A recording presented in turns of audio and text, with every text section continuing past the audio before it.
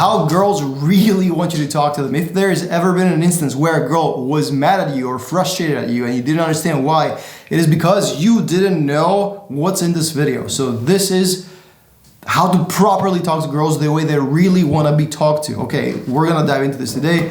Before we get into it, if you're serious about your dating life and about creating a dating life that you deserve, that you're proud of, and getting the girls that you want, join the community. The link is in the description. We only have motivated guys. There is full 24/7 support, accountability, guidance, and the full course of everything that's in my mind from the last 15 years of teaching dating.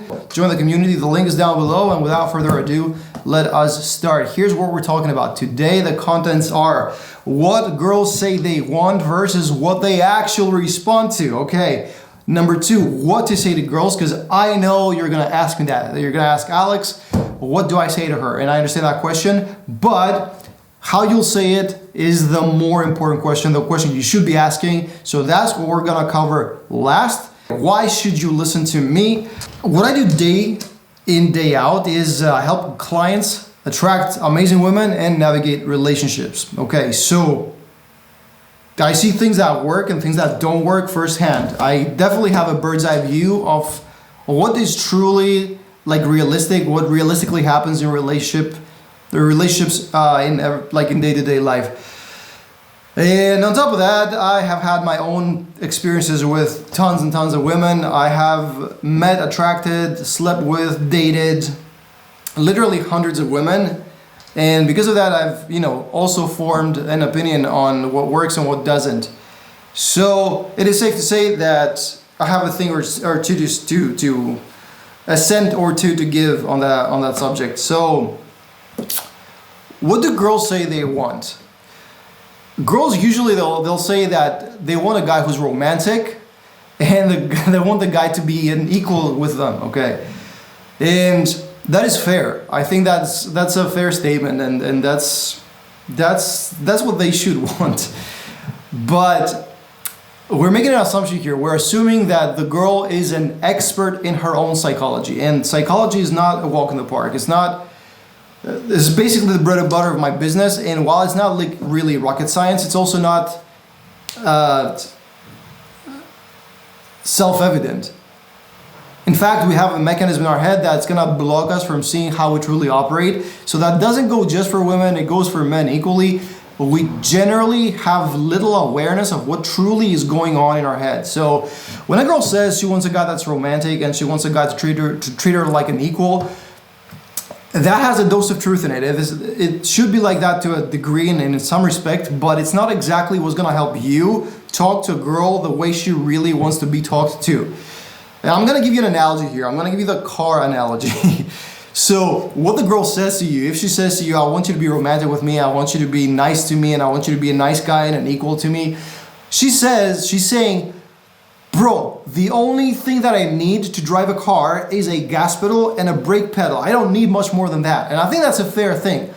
However, she doesn't understand that beyond what goes inside the cabin, there's so much more that is tons more important to actually have a functional car. So you need an internal combustion engine. You need a fucking, like a gas tank that feeds the engine. Like without that shit, like the gas pedal and the brake pedal is the last thing you should fucking be thinking of. Okay. So what drives relationships and what creates successful relationships? And here's what girls actually respond to is very specific things. Okay, so in all my years exploring dating and helping guys with dating, I've seen that there's two states of a relationship, and I've seen this even in my parents' relationship. Okay, and in every relationship, if you see this, when I tell you this, you'll realize the truth of it. And the two states of the relationship is either the relationship is in flow, and there is peace, and like people communicate clearly and effectively with each other, or the relationship is in friction. It's in a state of war, and there is arguments and nothing is moving forward and nobody's happy.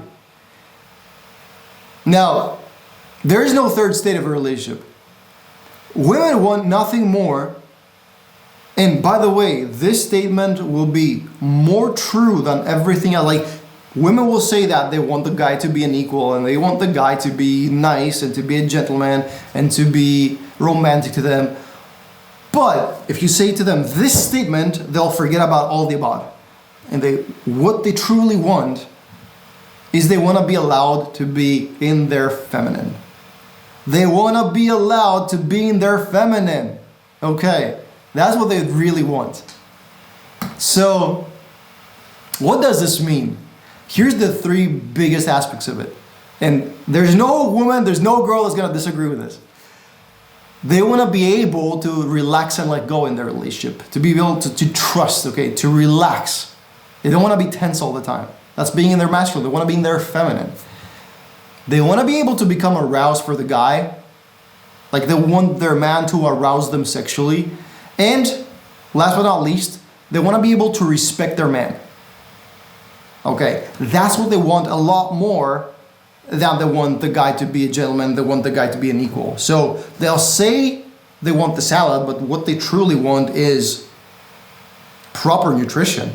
Okay, they'll say they want the man to be nice to them, but what they truly want is to be able to respect them. So, to respect him.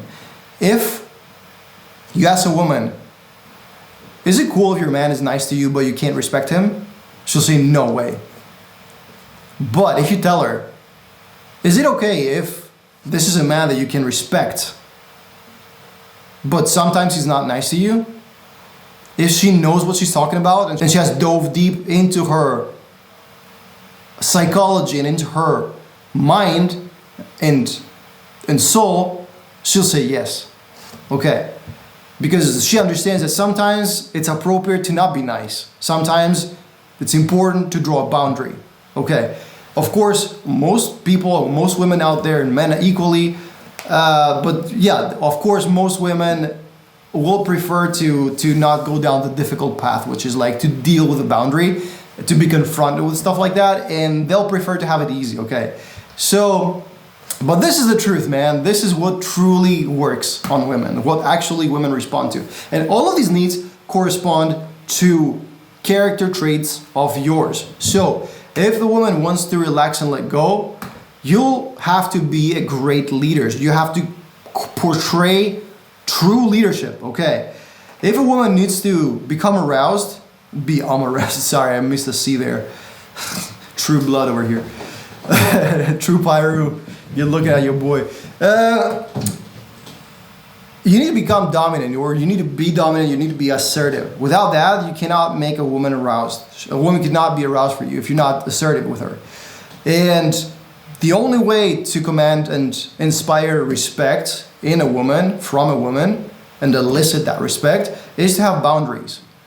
Okay, and boundaries means the expectations you have from your own self, and also the expectations you have from other people.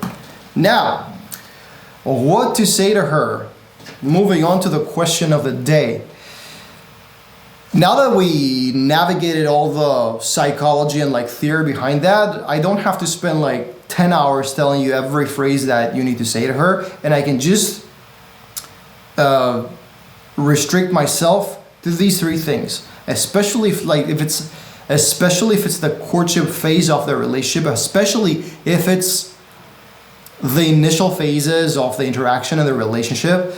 If you restrict yourself to 3 ways of speaking to her, bro, you're in the right. You cannot do something wrong. And the first one is compliment things that she worked for, and avoid complimenting things that she didn't work for. So like, if you compliment her on her boobs and stuff like that, that's not gonna have a good effect. But if you compliment her on things that she actually had to put some effort in, these are compliments that are sincere and that she will truly appreciate.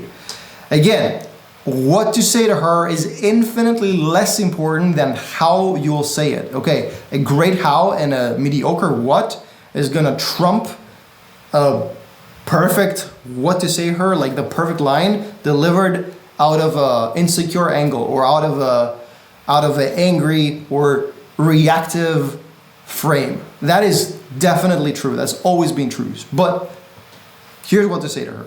So first thing, compliments, we went over it. Number two, you can never be wrong with sharing positive aspects of your life and positives about your life. Things that are going on, things that you've done. Avoid talking about what you'll do in the future. Let it come to pass and then you can talk about it. And also avoid bragging. Avoid sharing positives just for the sake of like displaying and showcasing how much better you are than her or than other guys. That is a terrible idea, okay?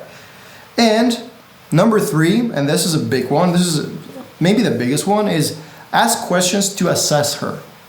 So it is a general rule that the one who's asking the questions in the conversation holds the power in the conversation. So when you're asking her questions, that puts her in the frame of having to answer, having to justify and explain herself. And that means that you are not in that position. And the person, the interviewer, the person who's interviewing, the person who's asking the questions, the person who's dominating, the person who is leading, that is the masculine party, okay? And the person who's following, answering, justifying, that is the feminine party. So, last but not least, and most important, how to say it.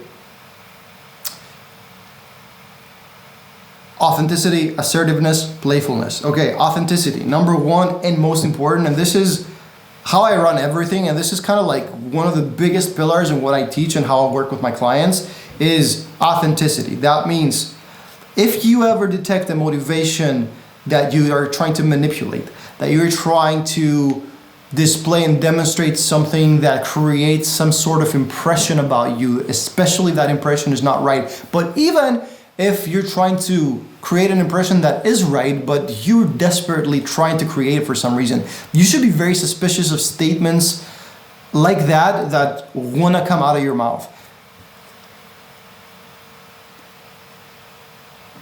Authenticity is what creates real and true connection, and you can never go wrong with authenticity.